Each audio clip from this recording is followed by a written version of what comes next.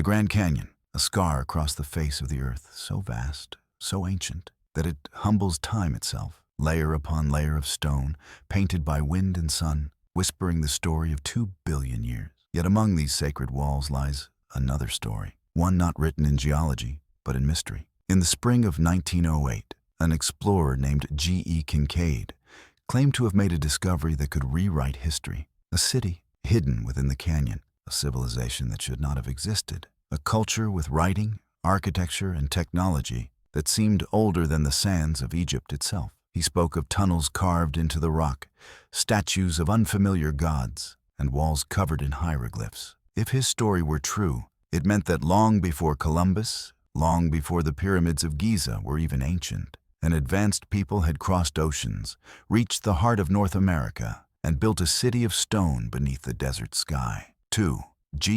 Kincaid's mysterious expedition. Kincaid's journey began not as legend, but as labor. Under President Roosevelt's orders, the Grand Canyon was soon to be declared off-limits to mining. He wanted one last look, one last expedition to map what might soon be lost forever. He set out alone in a small wooden boat, drifting down the Colorado River between the towering red walls. By day he noted the strata of limestone and shale. By night he slept under a cathedral of stars, the canyon echoing with wind and distant thunder. Then, one afternoon, as sunlight struck the cliffs at a strange angle, Kincaid noticed something unusual. Dark stains high on a canyon wall, almost 2,000 feet above the river. They seemed too straight, too deliberate, like brushstrokes on stone. He pulled the boat ashore and began the climb. There was no trail, only jagged rock and desert thorns. But near the top, hidden beneath centuries of dust and scrub, he found steps, hundreds of them, cut cleanly into the sandstone, spiraling upward toward a narrow ledge. At the end of the steps, a rectangular doorway, carved by human hands. When Kincaid shone his lantern inside, the beam revealed carvings, birds, serpents, and eyes, symbols that did not belong to the native tribes of Arizona. They looked Egyptian. He entered, and the light disappeared behind him. He was now inside what he would later call the Citadel. 3. Inside the forbidden cavern, the tunnel sloped downward into darkness, the air cool and dry like a tomb. Every few feet the walls changed texture, from rough sandstone to smooth, polished faces that glimmered under the lantern light. He described the main hall as 12 feet wide, perfectly straight, carved with engineering precision. At intervals, smaller tunnels branched off, each leading to chambers the size of modern living rooms. Inside them were pottery jars, some still sealed with ancient resin. Others contained hardened seeds and fragments of woven cloth. There were benches, ovens, and niches for storing food, the remains of a city frozen in time. Then came the workshops. Here, Kincaid found slags and metal fragments, copper hardened beyond what modern chemistry could explain. Tools, smelting pits, and fragments of molds suggested a civilization that understood metallurgy centuries before history allowed it. The deeper he went, the more elaborate the architecture became. Vaulted ceilings, perfect arches, and ventilation shafts that allowed air to flow through miles of rock. This was no random cave. This was a city planned by design. And then, the crypt. Rows upon rows of mummies rested on carved stone shelves, each wrapped in bark fiber cloth. Their faces were peaceful, their hands crossed upon their chests. At the foot of each shelf were copper cups, broken swords, and sacred urns. Every detail suggested ritual, not chaos, but ceremony. And in the largest chamber of all stood a statue, a figure seated cross-legged, holding lotus flowers in each hand. Its face was neither Egyptian nor Native American.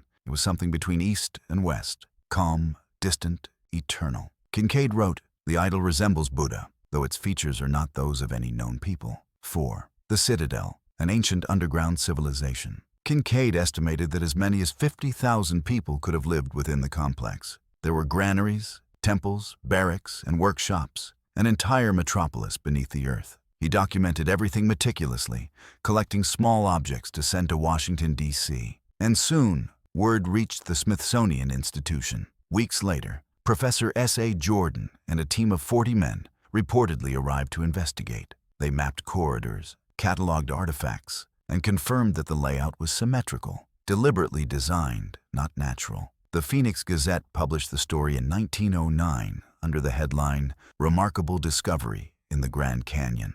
And then, silence. No further articles, no photographs, no public records. The Smithsonian later denied ever employing Kincaid or Jordan. To official history, the entire story was a hoax. But to those who looked closer, it felt like something had been buried, both literally and figuratively. 5. Native American legends of the Underworld. Long before Kincaid's time, the tribes of the region already spoke of cities beneath the canyon. The Hopi tell of the ant people, pale beings with large eyes, who lived underground and sheltered humankind during a cataclysm. When the floods receded, they led the survivors back to the surface, through a hole in the earth said to lie within the Grand Canyon itself. The Zuni and Acoma tribes share similar legends, stories of a race that lived below ground and emerged after a great fire in the sky. Another tale speaks of the Havmusuv, a golden-skinned people who flew silver canoes through the air and wielded weapons that shot lightning. They lived in vast underground palaces and traded with distant lands across the sea. To modern ears,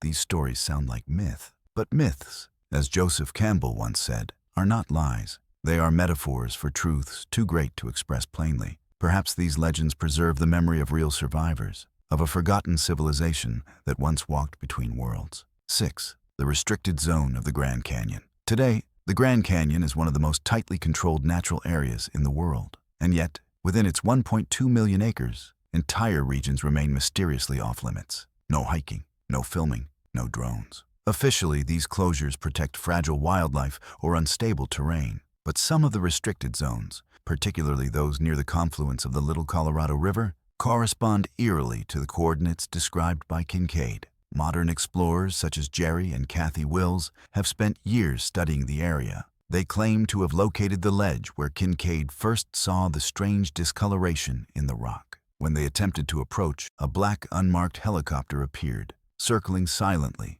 until they turned back. The canyon has eyes, and they do not welcome trespassers. Even the geography of the region hints at something deeper. Nearby formations carry names that seem out of place: Isis Temple, Tower of Ra, Horus Temple, Osiris Sanctuary, Buddha Cloister, names rooted in Egyptian and Indian mythology, clustered precisely around the forbidden zone. Coincidence, perhaps, or remnants of a forgotten story written in stone. 7. The Smithsonian's silence and the lost giants. For over a century, whispers have accused the Smithsonian Institution of suppressing discoveries that challenge accepted history. In 1892, 7-foot-long stone coffins were uncovered in Alabama, sent to the Smithsonian and never seen again. In Alaska, workers excavating a mound found human skeletons twice normal size. Collected, cataloged, lost. In 1984, researcher Frederick Pohl rediscovered records of those Alabama coffins. When he asked to view them, the Smithsonian replied,